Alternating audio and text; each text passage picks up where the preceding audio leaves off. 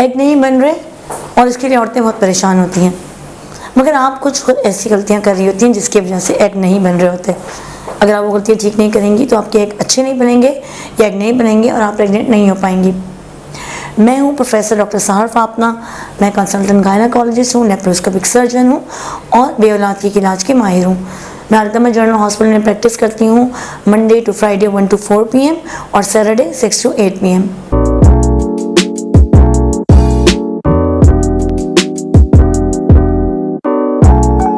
मज़ीद वीडियोस देखने के लिए हमारे YouTube चैनल को सब्सक्राइब करें और बेल आइकन दबाएं। डॉक्टर से मुआयने के लिए दिए गए नंबर्स पर रब्ता करके अपॉइंटमेंट लें और क्लिनिक पर तशरीफ लाएं, या फिर घर बैठे ऑडियो वीडियो कंसल्टेशन के जरिए मशवरे के लिए दिए गए नंबर्स पर रब्ता करें। एग ना बनने से क्या होता है? अगर आप अनमैरिड हैं तो आपकी पीरियड सही नहीं आते, इरेगुलर होते हैं या आपका वेट गेन हो रहा होता है क्योंकि आपके हार्मोन्स ख़राब होते हैं। और अगर आप शादीशुदा हैं तो आपके बच्चे नहीं हो रहे होते या डिफेक्टेड एग बनने से बच्चा ज़ाया हो जाता है। लेकिन बहुत सी जगहों पे गलतियाँ आपकी खुद होती है। तो सबसे बड़ी गलती आप ये करती हैं कि आप देर से सोती हैं और सुबह फिर अर्ली मॉर्निंग उठ जाती हैं, या फिर आप दिन की रोशनी में सोती रहती हैं और रात में जागती हैं। नींद अगर प्रॉपर ना हो या फिर नींद रात के अंधेरे में ना हो और दिन की रोशनी में ज़्यादा हम नींद ले रहे हों, या रात को जल्दी ना सोएं और सुबह जल्दी उठ जाएं, इससे आपकी बॉडी फटीग का शिकार होती है, आपके हार्मोन्स ख़राब होते हैं, कोर्टिसोल हार्मोन ख़राब होता है और ये आपके एग्स को नहीं बनने देता। दूसरी गलती आप ये करती हैं कि आप अपनी डाइट को कंप्रोमाइज़ करती हैं। मैं पेशेंट से हमेशा ये कहती हूँ कि सबसे पहली प्रायोरिटी आपकी ग़िज़ा है, क्योंकि ग़िज़ा ही आपकी दवा है। तो ऐसी डाइट लें जो आपकी वेलबींग को अच्छा करे और आपके एग अच्छे बनाए। यानी आप हाई प्रोटीन डाइट लें, जैसे मुर्गी, मछली और अंडा और नॉर्मल गोश्त शामिल है।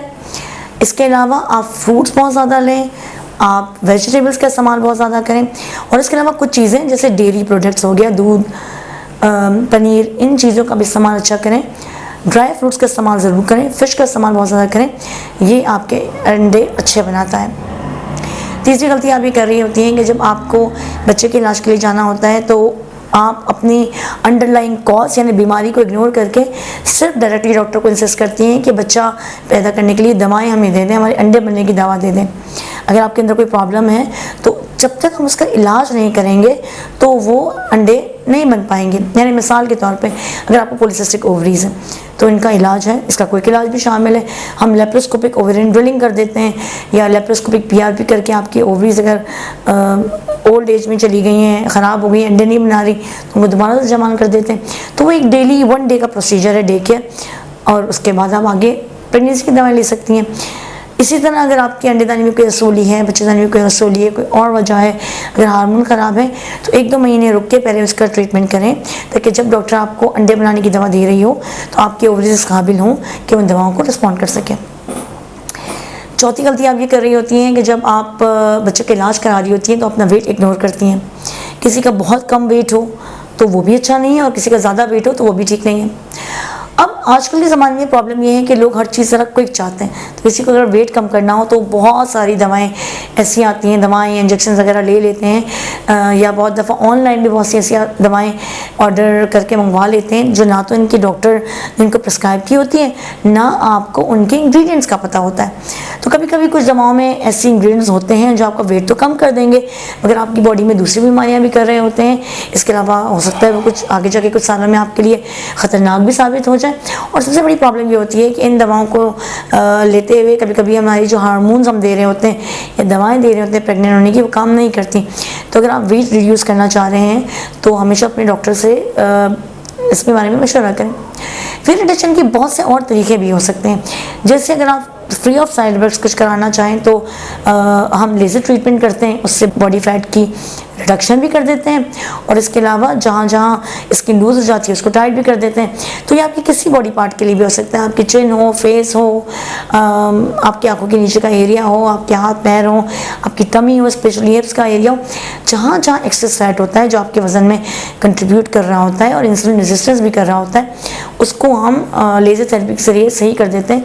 और अगर आप ये करवा लें तो फिर उसके बाद आपकी एक अच्छी क्वालिटी के लिए बनने लगते हैं और बच्चे का इलाज हो जाता है। इसके अलावा एक और गलती जो आप करती हैं वो ये होती है कि जब आप बच्चे का इलाज करा रही होती हैं, तो आप बहुत दफ़ा जब हम कोई ट्रीटमेंट देते हैं तो उसमें औरतें इंसिस्ट करती हैं कि नहीं, हमने स्पेसिफिक ट्रीटमेंट करानी है, यानी अपनी पसंद की ट्रीटमेंट कराना चाहती हैं। हर ट्रीटमेंट हर औरत के लिए अलग होती है। ज़रूरी नहीं कि जो ट्रीटमेंट आपकी बहन ने ली हो या किसी और ने ली हो वो आप पे भी काम करे। तो हर एक का मसला दूसरा होता है। किसी के एग नहीं बन रहे होते तो हमें उनको दवाएं देनी पड़ती हैं, किसी एग नहीं बन रहे होते तो हम उनको इंजेक्शन देते हैं।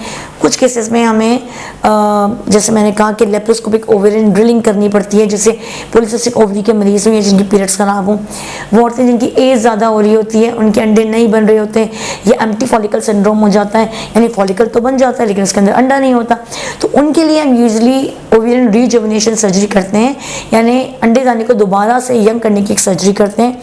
ये भी एक डे केयर सर्जरी है, लेप्रोस्कोपी से होती है, पेट में आपके बहुत छोटा सा कट आता है और इसके ज़रिए हम आपकी ओवरी को दोबारा जवान कर देते हैं, जिसके बाद अगर हम दवाएं दें तो प्रेग्नेंट होने के चांसेस बहुत ज़्यादा बढ़ जाते हैं।